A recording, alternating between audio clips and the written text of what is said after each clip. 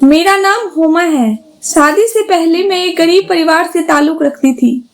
मैं गांव की रहने वाली थी, लेकिन फिर भी मैंने सरकारी स्कूल से 10वीं क्लास तक की शिक्षा पाई थी। मैं बहुत ज्यादा खूबसूरत तो नहीं थी, लेकिन बस मीडियम थी। मैं अपने घर में सबसे बड़ी बेटी थी, इसलिए मेरे माँ बाप को मेरी शादी करने की बहुत जल्दी हो रही थी। वैसे भी गांव में लड़कियों की जल्दी ही शादी कर दी जाती थी। मेरे माँ बाप ने मेरे लिए अच्छा रिश्ता देखने तलाश कर दिए थे। पड़ोस के ही गांव से मेरे लिए एक रिश्ता आया। रिश्ता बहुत अच्छा था। लड़का रहने वाला तो गांव का ही था, लेकिन उसकी नौकरी कतर में लगी हुई थी और उसकी नौकरी बहुत ज्यादा अच्छी थी। मेरे घर वालों को यह रिश्ता बहुत पसंद आया था। लड़का पढ़ा लिखा भी था, तभी उसकी दूसरे देश में नौकरी लगी हुई थी। मेरी भी यही चाहत थी कि मेरी शादी किसी पढ़े लिखे इंसान से हो। यह रिश्ता मिल जाने के बाद मेरी चाहत भी पूरी हो गई थी और मेरे घर वालों का रिश्ता बहुत पसंद आया था। मेरा होने वाला पति काफी सालों से ही कतर में नौकरी कर रहा था। वह अपने घर में सबसे बड़ा बेटा था। उसके छोटे 3 भाई बहन थे। एक कुंवारा भाई और 2 छोटी बहनें थी। मेरे होने वाले पति पिता तो काफी सालों पहले ही गुजर चुके थे, लेकिन माँ का साया अभी तक उन पर था। हमारा रिश्ता फोटो देखकर ही तय हो गया था। मेरा फोटो लड़के को दिखा दिया गया था और लड़के का फोटो मुझे दिखा दिया गया था। क्योंकि लड़का कतर में नौकरी करता था, इसलिए वह बार बार यहाँ पर नहीं आ सकता था। लड़के वालों की शर्त यही थी कि हमारा बेटा शादी के टाइम पर ही हिंदुस्तान वापस आएगा, और मेरा यह रिश्ता मेरे पिता के जानने वाले दोस्त ने ही करवाया था। इसलिए मेरा होने वाला पति मेरे लिए बिल्कुल अनजान था। दोनों परिवारों की मर्जी से हमारा रिश्ता पक्का हो गया और कुछ दिन बाद ही हमारी शादी भी हो गई। मेरी शादी की पहली रात जब मेरे पति से मेरी मुलाकात हुई तो मुझे उनका बिहेवियर बहुत पसंद आया था। मेरी ससुराल भी बस ठीक ठाक ही था। ससुराल का घर तो थोड़ा सा छोटा था, लेकिन मेरे पति की कमाई अच्छी थी। इसलिए मेरी माँ ने मुझे समझाया था कि घर से कुछ नहीं होता, लड़की की कमाई अच्छी होनी चाहिए। मैंने भी इस बात को एक्सेप्ट कर लिया था। शादी के 4 दिन बाद मेरे पति ने अपना सामान पैक शुरू कर दिया, क्योंकि उनको कतर वापस जाना था। और यह बात सुनकर मैं रोने लगी थी। अभी तो हमारी शादी को 3-4 ही दिन गुजरे थे। मेरे पति अरमान मुझे अकेला छोड़कर जा रहे थे। मैं उनके बिना यहाँ पर कैसे रहूंगी? हमने तो अभी तक एक दूसरे को ठीक तरह से जाना भी नहीं था। मैं अपनी जिंदगी अपने पति के साथ गुजारना चाहती थी। शादी से पहले मुझे यह बात तो पता थी कि मेरे पति काफी सालों से ही कतर में नौकरी कर रहे हैं, लेकिन जब शादी के बाद वह 3-4 दिन बाद ही जाने लगे तो मेरे पैरों तले से जमीन निकल गई, क्योंकि मुझे तो यह नहीं पता था कि वह अचानक इतनी जल्दी कतर जाने की तैयारी करने लगेंगे। मैंने सोचा था कि शायद वह 1-2 महीने यहाँ पर रुकेंगे, मुझे घुमाएंगे फिराएंगे, उनकी मेरे साथ अच्छी खासी बातचीत होगी, लेकिन ऐसा कुछ भी नहीं हुआ था। वह तो 3-4 दिन में ही यहाँ से जाने की तैयारी में लग गए हुए थे। मैंने अपनी आंखों में आंसू भरकर अपने पति से कहा भी था कि मैं यहाँ पर आपके बिना कैसे रहूंगी। मेरी बात सुनकर मेरे पति कहने लगे, मेरी मजबूरी है, वहाँ पर मेरी नौकरी लगी हुई है, मैं ज्यादा टाइम तक यहाँ पर नहीं रह सकता, वरना मेरी नौकरी खतरे में पड़ जाएगी। वैसे तो मैं यहाँ पर 2 महीने की छुट्टियां पर आया था, लेकिन कंपनी ने अचानक ही मेरी छुट्टियां कैंसिल करके मुझे वापस बुला लिया है। शायद वहां पर काम ज्यादा है, इसलिए बार बार मेरे पास वहां से फोन आ रहा है। यह सुनकर मेरी आंखें नम हो गई थी और मुझे गुस्सा भी आ रहा था इस बात पर कि मुझे किसी परदेसी इंसान से शादी की नहीं करनी चाहिए थी। एक परदेसी इंसान से शादी करना बहुत ही मुश्किल काम है। इस बात का एहसास मुझे आज हो रहा था। मेरे पति ने अपना सामान पैक किया और मुझसे कहने लगे कि मैं थोड़ी देर के लिए बाजार जा रहा हूँ, और जब वह घर वापस आए तो मैंने देखा कि वह लगभग 15 से 20 किलो फिटकरी लेकर आए थे और मुझसे कहने लगे कि यह सारी फिटकरी मेरे सामान में रख दो। इतनी सारी फिटकरी देखकर मैं हैरान हो गई थी और मैंने कहा, आप वापस जाकर इसका क्या करेंगे? यह तो बहुत सारी फिटकरी है, इसका भला आपको क्या काम है? और इससे तो आपके सामान का वजन भी बढ़ जाएगा और फिर अलग से फिटकरी के पैसे भी भरने पड़ेंगे। क्या वहां भी हमारे इलाके की तरह गंदी पानी आता है जिसे साफ करने के लिए आप फिटकरी ले जा रहे हैं? मैंने अपने हिसाब से ही अपने पति को यह सारी बात बता दी थी, क्योंकि मेरी माँ हमेशा ही बर्तनों को साफ करके थोड़े से बर्तन में फिटकरी डालकर बर्तन को घुमाकर निकाल देती थी। हमारी एरिया में गंदा पानी आया करता था। माँ कहती थी कि ऐसे करने से बर्तन बिल्कुल साफ हो जाते हैं और पानी के कीटाणु बर्तन पर नहीं लगते हैं। मेरी बात सुनकर अरमान हंसने लगे और कहने लगे, यह तुम्हारे इलाके में बर्तन साफ करने के लिए इस्तेमाल की जाती होगी, लेकिन यहाँ पर तो शुद्ध पानी आता है, बिल्कुल साफ पानी मिलता है। कतर की औरतें इसका कुछ और ही इस्तेमाल करती हैं। ये बात मुझे ठीक से तो नहीं पता है, लेकिन मुझे ये मालूम है कि वहाँ पर इसकी वैल्यू बहुत ज्यादा है। कतर की औरतें फिटकरी को डबल रेट में खरीदने के लिए भी तैयार रहती हैं। लगभग हर कतर की औरतें घर में यह फिटकरी मौजूद होती है। मैं जब भी यहाँ पर आता हूँ तो वापस में फिटकरी जरूर लेकर जाता हूँ। अरमान की बात सुनकर मैं हैरान हो गई थी। यहाँ पर तो हर दुकान पर ही फिटकरी मौजूद होती थी, लेकिन इस टाइम में सब कुछ भूलकर अपने पति की टेंशन ले रही थी। मेरे लिए सबसे बड़ी टेंशन मेरे पति की जुदाई थी। मैंने उनके सामान में फिटकरी तो रख दी थी। मैंने रोते हुए अरमान से कहा कि जितनी जल्दी हो सके मुझे भी तुम अपने पास बुला लेना। मैं अरमान को देखकर इतनी बुरी तरह से रो रही थी कि मेरे आंसू रुकने का ही नाम नहीं ले रहा था। अभी तो हम दोनों ने अपनी खूबसूरत जिंदगी की शुरुआत भी नहीं की थी और इतनी जल्दी जुदाई का टाइम भी आ गया था। अरमान के बिना ससुराल में रहने का सोचकर ही मुझे अंदर से घुटन महसूस हो रही थी। मुझे इस तरह रोता हुआ देखकर अरमान कहने लगे, तुमसे ज्यादा परेशान होने की जरूरत नहीं है, मैं तुम्हें बुलाने का इंतजाम कर लूंगा। मैं जानती थी वह सारे झूठ बहाने हैं, लेकिन सिवाय आंसू बहाने की मेरे पास और कोई चारा भी नहीं था। मेरे दोनों छोटी नंदे बहुत ही ज्यादा चालाक थीं। सास तो बीमार रहती थी, इसलिए अपने कमरे से ज्यादा बाहर निकल कर भी नहीं आती थी, लेकिन मेरी दोनों नंदे हर टाइम मुझ पर निगाह रखती थी। उन्हें मेरे आंसू ड्रामेबाजी लगते थे। उनका कहना था कि वह भी तो अपने भाइयों की इतने सालों से जुदाई बर्दाश्त कर रही हैं। खैर अरमान मुझे छोड़कर चले गए थे, लेकिन जब भी उनका फोन आता था उनकी बहनें फोन पर मेरी अपने भाई से बहुत ज्यादा बुराइयां किया करती थी। वो इन सब बातों से बहुत तंग आ गए थे। मेरे पति भी मेरे बिना तड़प रहे थे।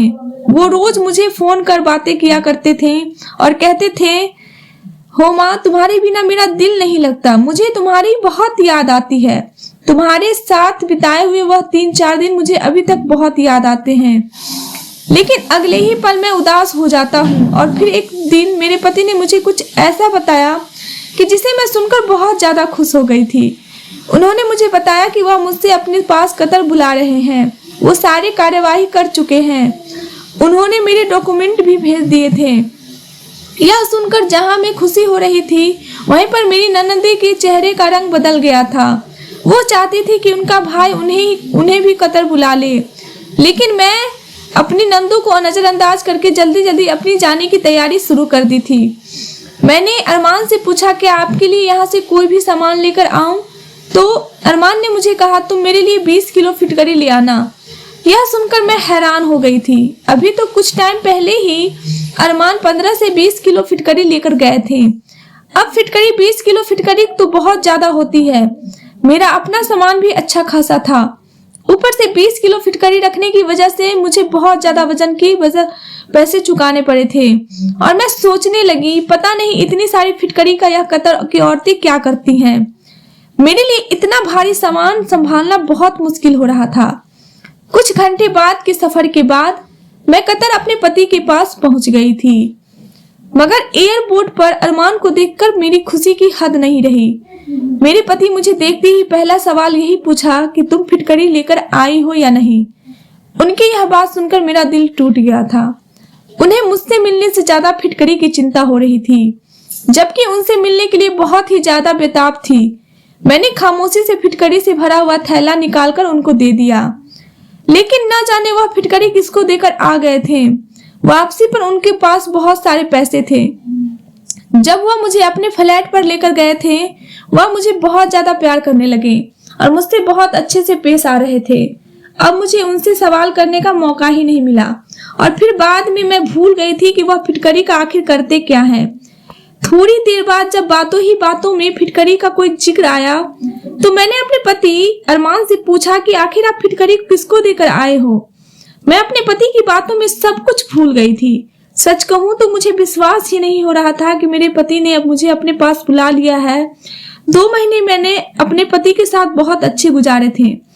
2 महीने किस तरह से अपने पति के साथ हंसी खुशी गुजर गए थे पता ही नहीं चला था। लेकिन 2 महीने पूरे होते ही मेरे पति मुझसे कहने लगे, अब तुम्हें यहाँ पर रखना मेरे लिए पॉसिबल नहीं है, बेहतर यही होगा कि तुम वापस ही हिंदुस्तान चली जाओ। अरमान की बात सुनकर मैं हैरान रह गई थी और मेरे होश उड़ गए थे। मैंने कहा, यह आप कैसी बातें कर रहे हो? आपके बिना मेरी वहाँ पर कोई जिंदगी नहीं है। मैं तो अपने सब रिश्तेदार से कहकर आई हूँ कि अब मैं हमेशा आपके साथ कतर में ही रहूंगी। वैसे भी मैं वहाँ जाकर क्या करूंगी? वो कहने लगे, यहाँ के खर्चे बहुत ज्यादा हो गए हैं और घर भेजने के लिए भी पैसे नहीं बच रहे हैं। मुझे अपने परिवार का भी खर्च उठाना है। मेरी माँ बार बार पैसों के लिए फोन कर रही है और बहनों को भी स्कूल की फीस जमा करनी है। वह भी मुझे रोज फोन करके तंग कर रही है और तुम्हारे यहाँ पर होने की वजह से मेरे सारे पैसे खर्च हो जाते हैं। मैंने गुस्सा करते हुए अपने पति से कहा कि अगर ऐसी बात है तो फिर मैं भी यहाँ पर कोई नौकरी कर लेती हूँ। मैं अपना खर्चा खुद उठा लूंगी, लेकिन अब मैं तुम्हें छोड़कर यहाँ से वापस नहीं जाऊंगी। मैं वहाँ पर अकेली जिंदगी नहीं गुजार सकती। मेरी बात सुनकर अरमान कहने लगे, तुम्हें भला क्या काम आता है? तुम क्या नौकरी करोगी यहाँ पर? बहुत देर तक सोचने के बाद मैंने अरमान से कह दिया कि मुझे लोगों के घरों में झाड़ू बर्तन क्यों ही न करना पड़ जाए, मैं सब कुछ कर लूंगी, मगर यहाँ से वापस नहीं जाऊंगी। अरमान को मेरी बात मजाक लगने लगी थी, लेकिन मैंने आसपास के फ्लैट वाले से कहकर कुछ फैमिली में घर का काम तलाश कर दिया था। उन दिनों मेरी काफी लोगों से जान पहचान हो गई थी, क्योंकि हम जिस जगह पर रहते थे वहां पर जाकर हिंदुस्तानी फैमिली भी रहती थी और इस समय मेरी जान पहचान वाली औरतें मेरे काम आ गई थी। 2-3 ऐसी फैमिली थी जिन्हें खाना बनाने के लिए एक औरत की तलाश थी, इसलिए उन्होंने मुझे घर के काम करने के लिए रख लिया था। मेरी जान पहचान वाली फैमिलीज ने मुझे बताया कि कतर लोग भारतीय लोगों के हाथ का खाना बहुत पसंद करते हैं और सिर्फ भारतीय औरतों को ही खाना पकाने के लिए रखते हैं। उनके लिए सबसे पहले पसंद होता है। मुझे 3-4 घरों में एक साथ काम करने का मौका मिल गया था। मैं इस तरह से बहुत खुश थी और मेरी खुशी का कोई हद नहीं रहा था। किसी के घर मुझे सिर्फ खाना पकाने की नौकरी मिल गई थी तो किसी के घर सिर्फ झाड़ू बर्तन करने की नौकरी मिली थी। मुझे अपने काम करने के अच्छे खासे पैसे मिल रहे थे, जिसमें आसानी से मैं अपने पति अरमान के साथ रह सकती थी। खाना पकाना तुम्हें पहले से जानती थी, क्योंकि कुकिंग में मैं शादी से पहले ही बिल्कुल परफेक्ट थी। मैं यूट्यूब पर देख देख कर तरह तरह के खाने बनाती रहती थी और अब यही बात मेरे काम आने लगी थी। रात को जब अरमान घर पर लौटे और मैंने उन्हें बताया कि मुझे आसपास के घरों में खाना बनाने के लिए और साफ सफाई करने के लिए नौकरी मिल गई है और उन लोगों ने मुझे अपने घर पर काम पर रख लिया है, यह बात सुनकर मेरे पति हैरान रह गए थे और कहने लगे, तुमने तो सच में ही काम ढूंढ लिया है, लेकिन मैं तुम्हें दूसरों के घर जाकर काम करने की परमिशन नहीं दे सकता। अरमान ने मेरी सारी खुशी खाक में मिला दी थी, लेकिन मैं इतनी आसानी से हार मानने वालों में से नहीं थी। अरमान की बात सुनकर मैं जोर जोर से रोने लगी। मेरे आंसुओं ने अरमान के दिल को मोम कर दिया था। अब खुद भी वह मेरे बिना नहीं रहना चाहता था। मैं अच्छी तरह से जानती थी कि मेरी नंदे ही मेरे पति का बहका रही है, मुझे वापस हिंदुस्तान बुलाने के लिए उन पर दबाव डाल रही है और मजबूर होकर ही वह मुझे कतर से हिंदुस्तान वापस भेजना चाह रहे थे, लेकिन उनका मुझे भेजने का कोई मन नहीं कर रहा था। मैंने जानबूझकर इतना ज्यादा रोना धोना मचाया कि अरमान ने मुझे काम करने की परमिशन दे दी। मेरी खुशी का कोई ठिकाना नहीं रहा था, क्योंकि अब मैं अरमान के साथ हमेशा यहाँ आराम से रह सकती थी। मैंने खुशी से अरमान को अपने गले से लगा लिया और मोहब्बत का इजहार किया। अगले दिन जब ऑफिस जाते टाइम अरमान ने कहा कि अगर तुम्हें काम समझ आए तो ही करना, वरना काम करने की कोई जरूरत नहीं है। मैंने उनसे कहा कि आप फिक्र मत करो, मैं सब कुछ संभाल लूंगी और उनके घर जाते ही जल्दी से मैं अपने काम से फ्री हो जाऊंगी। और फिर मेरी पड़ोसन मुझे कतर औरतों के घर पर ले गई, जिनके घर बहुत ही बढ़िया थे, अंदर से बिल्कुल महल के जैसे लगते थे। मैं देखकर तो बहुत ही ज्यादा हैरान हो गई थी। यहाँ के लोगों के घर सच में बहुत ज्यादा हसीन थे। और वहाँ की औरतें भी बहुत मिलनसार बिहेवियर की थी।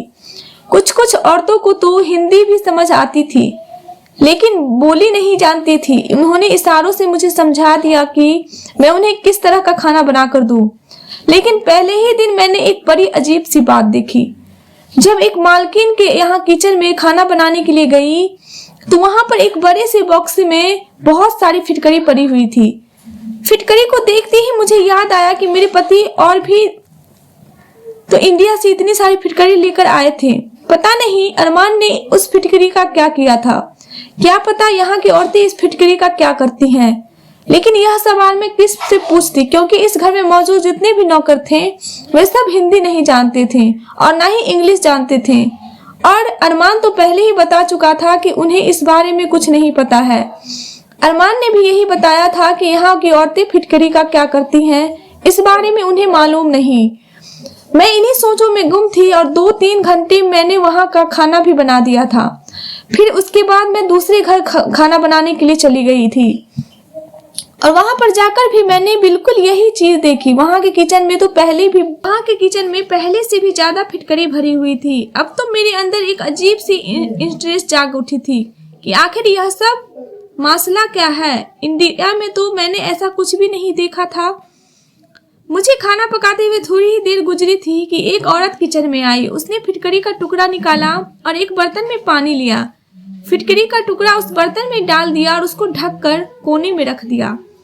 पता नहीं उसने पानी में फिटकरी डुबोकर क्यों रखी थी। मुझे मालूम नहीं हो सका कि वह औरतें ऐसा क्यों कर रही थी, क्योंकि वह यह काम चोरी चुपके कर रही थी और मैंने काम करते हुए उसे देख लिया था, जैसे वह नहीं चाहती थी कि मैं उसकी तरफ देखूं। इस बात पर तो मैं बहुत ज्यादा हैरान थी। खैर मेरा पहला दिन था और बहुत अच्छा गुजरा था। मैं सारे ही घरों में खाना बनाकर और साफ सफाई करके 6-7 घंटे में फ्री हो गई थी और अरमान की घर लौटने से पहले ही मैं घर चली आई थी। खाना बनाने का तो मुझे हमेशा से ही शौक था, इसलिए यह काम मुझे बिल्कुल भी भारी मालूम नहीं हो रहा था। शाम को जब अरमान घर आए तो उन्होंने मुझे ढेर सारे सवाल पूछ रहे थे। मैंने उन्हें दिलासा दिया कि काम बहुत अच्छा है और मुझे यहाँ पर किसी तरह की कोई तकलीफ नहीं है। आप चाहो तो मेरी सारी सैलरी अपने घर पर भेज सकते हो। मुझे बस आपका साथ चाहिए। मैं आपके साथ कैसे भी यहाँ पर गुजारा कर लूंगी। मेरी बात पर मेरे पति मुस्कुराने लगे थे। आखिर यह सब मैं उनके साथ रहने के लिए ही तो कर रही थी। अरमान रात के खाने के बाद मुझे घुमाने के लिए बाहर ले गए थे। जब से मैं कतर आई थी तब से पहली बार वह मुझे बाहर लेकर गए थे। उनके साथ बाहर घूमने में मुझे बहुत सुकून मिल रहा था, वरना अब तक तो मेरे सर पर यही टेंशन थी कि कहीं मेरे पति मुझे यहाँ से वापस ना भेज दे। अरमान मुझे अपने साथ एक बड़े से मॉल में शॉपिंग करने के लिए लेकर गए थे। इस रंगीन दुनिया में पहुंचकर मैं खो सी गई थी। मॉल में बड़ी बड़ी सोने की दुकान थी और यहाँ तो हर औरतें की ढेर सारा सोना पहने हुए थे। मैंने कभी किसी औरत को खुलेआम इतना सोना पहने हुए नहीं देखा था। मैंने अब तक यही समझा था कि शायद कतर में तो बड़े बड़े घरों के अलावा कुछ भी नहीं है, लेकिन यहाँ पर तो लोगों ने बहुत ज्यादा ही तरक्की की हुई थी और आज पहली बार मैंने यहाँ का माहौल देखा था। हमने खूब सारी शॉपिंग की और मेरे पति ने मुझे वहाँ की आइसक्रीम भी खिलाई थी। घर आते टाइम रास्ते में अरमान के दोस्त मिल गए थे। शायद वह ऑफिस से के ही दोस्त थे। उनके साथ उनकी पत्नी भी मौजूद थी। अरमान ने मुझे अपने दोस्त और उनकी पत्नी से मिलवाया। वह लोग बहुत ही ज़्यादा अच्छे लग रहे थे और जब उन्हें पता चला कि मैं शादी के बाद पहली बार हिंदुस्तान से यहाँ पर आई हूँ तो उन्होंने मुझे और अरमान को अपने घर अगले ही दिन डिनर के लिए बुला लिया। वह लोग भी कतर में ही रहते थे, लेकिन उनकी हिंदी काफ़ी अच्छी थी। अरमान ने उनसे काफ़ी मना किया कि हम लोग डिनर पर नहीं आ सकते, लेकिन वह नहीं माने और जब वह ज़्यादा ही जिद करने लगे तो मेरे पति ने उनके डिनर का ऑफर एक्सेप्ट कर लिया। मैं अरमान के दोस्त के घर जाने के लिए ज़्यादा एक्साइटेड थी, क्योंकि अभी तक मैं वहाँ के लोगों के हाथ का बना हुआ खाना नहीं खाया था, क्योंकि मैं तो हिंदुस्तानी थी और अभी खाना बनाकर खा रही थी और यहाँ आकर किसी के घर दावत पर पहली बार जा रही थी। अगले दिन मैंने सभी लोगों के घर का काम किया और खाना बनाया और वापस जाते ही जल्दी जल्दी रेडी हो गई। अरमान कहकर गए थे कि वह जल्दी ही कम काम से लौट आएंगे और फिर हम लोग उनके दोस्त के यहाँ घर जाएंगे। अरमान के आते ही हम दोनों उनके दोस्त के घर निकल गए थे। उनके दोस्त और उनकी पत्नी ने बहुत ही अच्छी तरह से हमारा वेलकम किया था। मैं अरमान के दोस्त का घर देखते ही रह गई थी। घर बाहर से जितना खूबसूरत था, अंदर से भी उससे कई गुना खूबसूरत था। उनके 2 प्यारे से बेटे थे और एक छोटी सी 3 महीने की बेटी थी। छोटी बेटी को देखते ही मुझे उस पर बहुत प्यार आ गया था। अरमान के दोस्त की पत्नी का नाम नज़मा था। वह किचन में खाने की तैयारी कर रही थी। मैं भी उन्हें के पास जाकर खड़ी हो गई। मुझे देखकर वह मुस्कुराकर कहने लगे कि भाभी आप बैठ जाओ, मैं बस खाना तैयार करके आपके पास आती हूँ। मैंने उनकी बात को इग्नोर करते हुए कहा कि मैं आपकी मदद करवा देती हूँ, और फिर मैंने उनकी मदद करवाना शुरू कर दी। और तभी मेरी नज़र नज़मा भाभी के किचन में रखी हुई फिटकरी पर पड़ी। उन्होंने भी फिटकरी को एक डब्बे में रखा हुआ था। डब्बा ट्रांसपेरेंट था, इसी वजह से मुझे उसके अंदर की फिटकरी ठीक से दिखाई दे रही थी। एक बार फिर से मेरे दिल में यही सवाल उठा कि आखिर यह कतर की औरतें फिटकरी का क्या करती हैं। मैंने सोचा कि मैंने इस फिटकरी का राज नजमा से पूछ लेती हूँ, मगर नजमा से पूछने में थोड़ी झिझक हो रही थी, क्योंकि जिस घर में मैं काम किया करती थी वहां की मालकिन ने छुपाने के अंदाज में फिटकरी को पानी में डालकर रखा था। पता नहीं इसके पीछे कौन सी बात हो सकती है। नजमा का ध्यान तो खाना बनाने में लगा हुआ था। अब मुझसे रहा नहीं गया तो मैंने उनसे पूछ ही लिया कि यह फिटकरी यहाँ पर क्यों रखी हुई है। आखिर आप लोग इतनी सारी फिटकरी का क्या करते हो? हमारे यहाँ तो फिटकरी इतनी ज्यादा तादाद में किचन में नहीं रखी जाती। मेरी यह बात सुनते ही नजमा के चेहरे का रंग बदल गया और उसने जल्दी से फिटकरी के डब्बों को उठाकर कप बोर्ड में रख दिया। उसका अंदाजा ही बड़ा अजीब सा था। मेरी बात का जवाब देने के बिना वह खाना बनाने में लग गई तो मैं खामोश हो गई, क्योंकि दोबारा पूछने की मुझे हिम्मत नहीं हो रही थी और मुझे अच्छा भी नहीं लग रहा था। नजमा ने बहुत ही टेस्टी खाना बनाया था। दावत बहुत ही अच्छी रही थी। हम उन लोगों से परमिशन लेकर अपने घर लौट आए थे। हमें उनके घर जाना बहुत अच्छा लग रहा था। सारे रास्ते मेरे दिमाग में फिटकरी चलती रही थी। अरमान ने मेरा गुमसुम सा अंदाजा देखा तो मुझसे पूछने लगे, तुम्हें क्या हुआ है? मैंने अरमान को सारी बात बता दी कि किस तरह मैंने यहाँ पर काफी घरों में फिटकरी के बड़े बड़े डब्बे देखे थे और आज नजमा के किचन में भी बहुत सारी फिटकरी देखी थी जो कि एक बड़े से डिब्बे में मौजूद थी। आखिर कतर की औरतें क्या करती हैं इतना सारा फिटकरी का? मेरी बात सुनकर मेरे पति हंस पड़े और कहने लगे, तुम औरतों तो छोटी छोटी बातों पर सोच विचार करने लग जाती हो। आखिर यहाँ पर औरतें फिटकरी का कुछ भी करती हो, हमें उससे क्या मतलब? लेकिन मुझे तो सच्चाई के बारे में जानना था, क्योंकि फिटकरी तो हमारे हिंदुस्तान में भी पाई जाती है। वहाँ तो ऐसा कोई एक्सपेरिमेंट फिटकरी पर नहीं किया जाता था जितना यहाँ पर किया जाता है। अरमान ने कहा कि चलो मैं ही तुम्हें बता करके बताऊंगा इस बारे में। आखिर यहाँ की औरतें फिटकरी के साथ क्या करती है और इसके पीछे क्या राज है। धीरे धीरे दिन गुजर रहे थे। मेरा काम बहुत ही अच्छी तरह से जम गया था। मुझे वहाँ के लोगों के घरों में खाना पकाने की अब आदत सी हो गई थी। मेरे माता पिता की मुझसे हर दूसरे दिन फोन पर बात होती थी। जब से मैं अरमान के पास आई थी मेरे माँ को बहुत सुकून हो गया था। मैंने अपनी माँ से कई बार फिटकरी के बारे में कई सारे सवाल पूछे थे, कहीं मेरी माँ को फिटकरी के बारे में कुछ पता हो, लेकिन मेरी माँ को भी ज़्यादा जानकारी नहीं थी कि फिटकरी का पानी में भिगोकर क्या किया जाता है। यह बात मेरे लिए बहुत ही ज़्यादा हैरान कर देने वाली थी। मैं कतर में आकर पूरी तरह से सेट हो गई थी। अब मुझे हिंदुस्तान वापस जाने की कोई चिंता नहीं रही थी। मेरा काम बहुत ही अच्छा चल रहा था। मेरे पति और मैं यहाँ पर खूब कमाई कर रहे थे। जिन लोगों के घरों में मैं काम किया करती थी वह लोग भी मेरा बहुत ख्याल रखते थे, मेरे खाने की बहुत तारीफ करते थे, और जिनके घरों में साफ सफाई किया करती थी वहाँ पर मेरी सफाई की भी खूब तारीफ की जाती थी, क्योंकि मैं बहुत ही सलीके के साथ काम करती थी। खाना भी मुझे बहुत ज़्यादा नहीं बनाना होता था। 2-3 टाइप की डिशेस बनाकर थोड़ी थोड़ी क्वांटिटी में बनानी होती थी। इस दिन गुजरे कि एक दिन अरमान ऑफिस से घर आ गए। मुझसे कहने लगे, मेरे लिए अपने हाथ की बहुत अच्छी चाय बना दो। आज अरमान का मूड बहुत अच्छा लग रहा था। वह फ्रेश लग रहे थे। मैंने अपने पति से कहा कि आज आपकी ऐसी कौन सी खुशी मिल गई है जिसकी वजह से आप बड़े फ्रेश लग रहे हो। अरमान ने कहा कि मैं तुम्हारी परेशानी का हल लेकर आया हूँ। आज तुम जल्दी से मेरे लिए चाय बनाकर फुर्सत से मेरे पास आकर बैठ जाओ। आज मैं तुम्हारी परेशानी खत्म करने वाला हूँ और तुम्हें फिटकरी का राज बताता हूँ। मुझे फिटकरी के रस के बारे में पता चल गया है। मैं फिटकरी का राज जानने के लिए बहुत ज़्यादा एक्साइटेड थी, इसलिए मैंने जल्दी से अपने पति के लिए चाय बनाई और सारे काम से फ्री होकर उनके पास आराम से जाकर बैठ गई। अरमान ने मुझे बताया कि कतर की औरतें यह नहीं चाहती हैं कि यह राज कभी किसी को पता चले, क्योंकि फिटकरी का यह इस्तेमाल उनके पुराने जमाने से चला आ रहा है और वह इसे अपने तक ही रखना चाहती है। इसलिए नजमा भाभी ने भी तुम्हें इस बारे में कुछ नहीं बताया था। अरमान की बात सुनकर मुझे बहुत ही ज़्यादा एक्साइटमेंट होने लगी थी कि आखिर इस फिटकरी से ऐसा भी किया जा सकता है जो इस कदर छुपाने वाली बात है। अरमान कहने लगे कि हर जगह अपनी अपनी अलग रस्म रिवाज होती है और इसी तरह तब जगह अपने अलग अलग टोटके और इलाज होते हैं। तुम भी जब से यहाँ आई हो तुमने बहुत सारी चीज़ ऐसी देखी है जो इंडिया में नहीं होती, और जो चीज़ इंडिया में होती है वो यहाँ पर नहीं होती।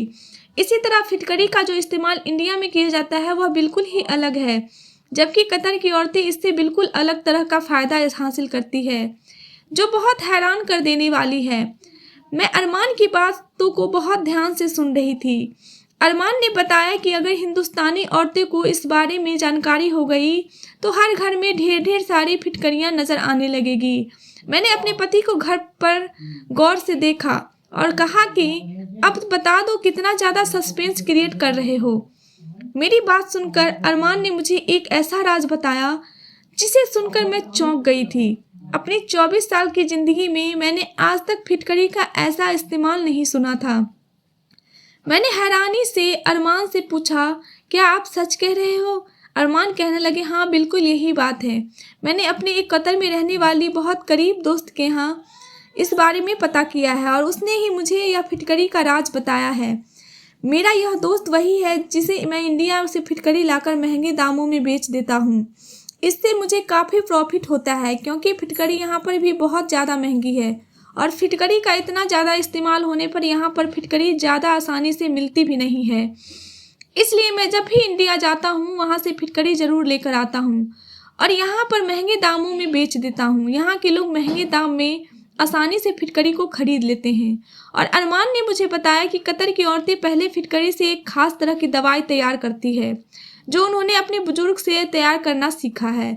पानी में कुछ सामान मिलाकर यह दवाई तैयार की जाती है और फिर फिटकरी को इस पानी में मिलाने के बाद कई कई दिन के लिए रख दिया जाता है।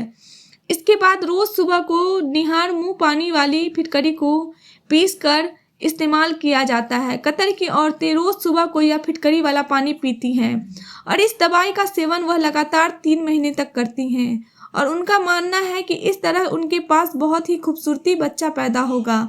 जो कतर औरतें पूरी लगन से उस दवाई को पीती हैं और यह दवाई इसलिए काम आती है कि जो औरतें इस दवाई को निहार मुँह 3 महीने तक पीती हैं उनके पास बहुत खूबसूरत बच्चा तो होगा ही, लेकिन बेटा ही पैदा होगा।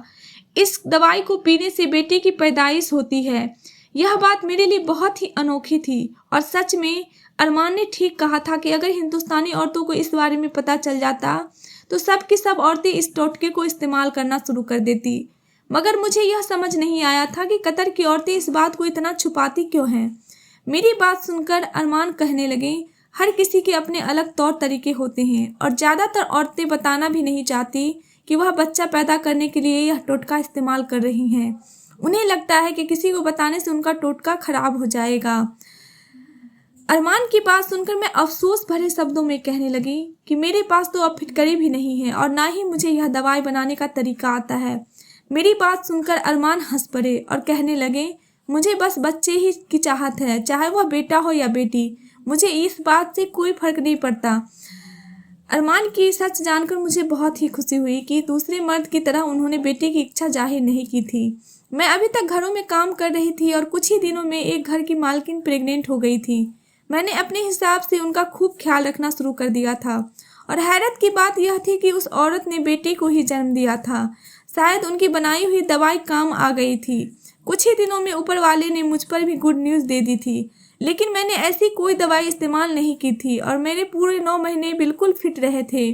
9 महीने बाद जब मैं बच्चे को जन्म दिया तो यह देखकर मैं हैरान रह गई थी कि मेरा बेटा पैदा हुआ था। मैंने ऐसी कोई दवाई नहीं पी थी, लेकिन फिर भी ऊपर वाला ने मुझे बेटे से नवाज दिया था।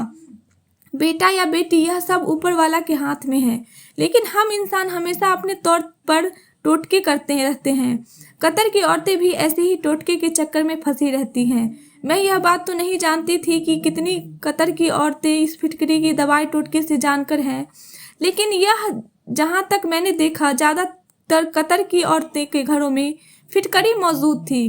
क्या आप लोग भी बेटे के लिए किसी ऐसे टोटके का इस्तेमाल करते हैं या अपने आसपास किसी को बेटे की इच्छा में इस तरह के जादू टोने या टोटके का किसी बाबा के पास जाते हुए देखते हैं?